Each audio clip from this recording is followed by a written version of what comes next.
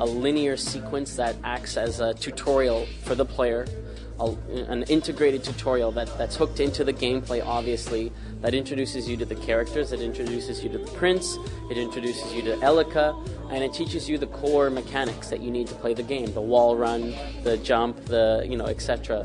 These are important because even if you've played previous Prince of Persia games, the controls in this one have evolved in certain important ways. That's also where we do the basic tutorials for combat, and it's where the stage for the game is set. So at the end of Act 1, Ahriman is released from the prison that's holding him. So you saw, I walked out into that desert, and there was this gigantic tree, what we've always called the Tree of Life. And built into that is a temple that has imprisoned Ahriman for 1,000 years. And various events take place that allow Ahriman to escape. That opens up the game into Act 2. And that's where the player choice really starts. That's where it actually begins. That's where the player gets to decide the order that they're going to navigate through and navigate through the world and heal the world, thereby completing the main quest of the game. In our mythology, Ahriman is the ancient evil god of corruption. And we really sort of saw it as a sort of yin-yang sort of thing. There's Ahriman and there's his brother Ormuzd. Ahriman is the god of corruption, Ormuzd is the god of light. So Elika is an Ahura, and she is a defender of the light, if you will. We started out with the idea of just having a whole network, and you could visit it in any order that you wanted. It didn't feel structured. One of the challenges we've had on Prince of Persia is how to marry the two very distinct types of action-adventure gamers together and create a game that's going to appeal to both of them. You've got your Drake's Fortune, your God of War, your Sands of Time, your, etc. Purely linear, on-rail action-adventure games. You move from set piece to set piece to set piece.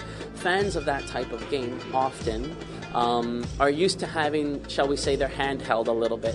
They're used to having structure in their gaming experience. And then on the other hand, you've got, your sandbox action-adventure games, your Assassin's Creed fans, your Crackdown, if you want to call that an action-adventure game. And in those instances, it's completely open, it's completely free, it's okay, go do, what you want when you want.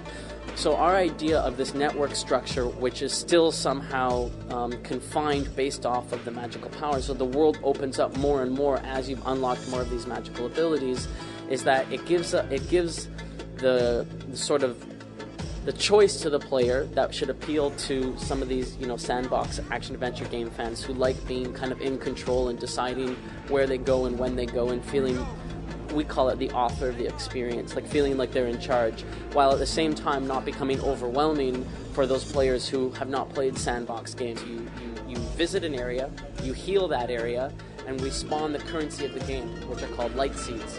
And these are just magical glowing white orbs that are very, very visible, and they populate the world that you had just been in, but are placed in very different places than the path you had previously taken. So they require a lot of advanced acrobatics in order to collect them all. Once you've collected those light seeds, you can return to the temple, the tree, and decide which magic power you'd like to purchase. Once you've chosen that magic power, different parts of the world will open up to you, and then you continue on in your pathway, healing worlds, collecting light seeds, unlocking magic powers, etc., until ultimately the entire world is healed. There's 1,000 light seeds in the game. Obviously, we have achievements lined up for the people who are going to, collect them all kind of thing. You do not need all 1,000 light seeds to purchase your last magical power. There are 4 magical powers. All of them are these collaborative acrobatic moves with Elika.